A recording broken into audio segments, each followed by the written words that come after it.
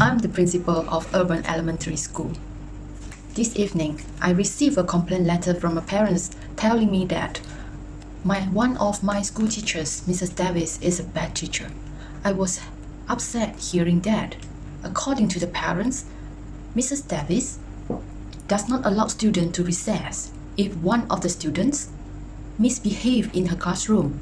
And secondly, Mrs. Davis repeatedly told her students that they are stupid, they are fool and dumb and worse than her 2 years old. And third one, the parents complained that Mrs. Davis yelled at the children to sit down and screamed, waving her arms while the parents was present in her classroom. So the parents were frightened. Now, the parents want to transfer her daughter out of her classroom. This might give a negative impact to the other children. First, I will share with my management group about the complaint letter. Then, I will ask my vice principal groups to take note and follow up.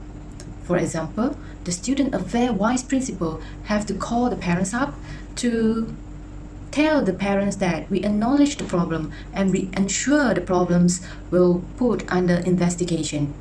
If needed, we need some detailed information, verbally, and follow up. And maybe we will arrange another meeting with her if needed.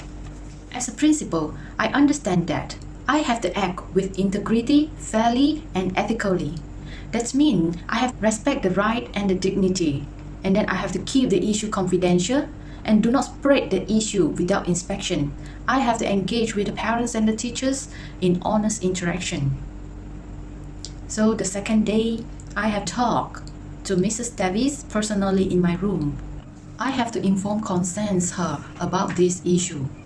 Then she has the right to know that she is under investigation. Then I will ask for her explanation about this issue, whether she deny or admit. There are two kinds of decision making according to different situations.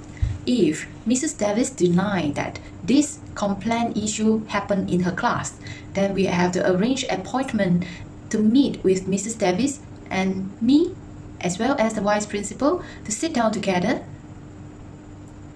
looking for the truth of the story.